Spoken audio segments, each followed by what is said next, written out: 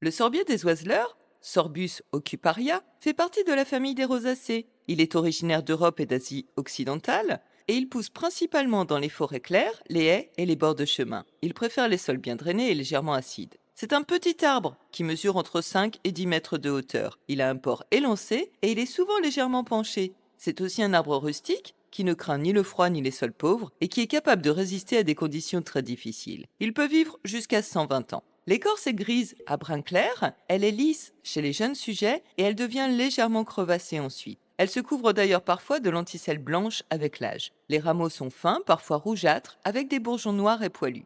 Les feuilles sont composées, alternes et formées de 9 à 15 folioles lancéolées. Elles sont d'un vert clair à l'état jeune, puis virent au jaune ou au rouge en automne. Ces fleurs sont nombreuses, petites, blanches, regroupées en corymbe dense. Elles sont très mellifères, bien que leur odeur soit peu agréable pour nous. La floraison a lieu en mai-juin. Ces fruits arrivent à maturité en fin d'été sous forme de grappes de baies rondes et rouges orangées, les sorbes. Les sorbes sont très prisées par les oiseaux, car elles restent longtemps présentes sur l'arbre en hiver. Elles sont astringentes à l'état cru, mais elles sont comestibles une fois cuites ou après avoir gelé. Ces racines sont peu profondes. Elles permettent une implantation en sol pauvre ou rocailleux, ce qui en fait un bon arbre de reboisement ou de montagne.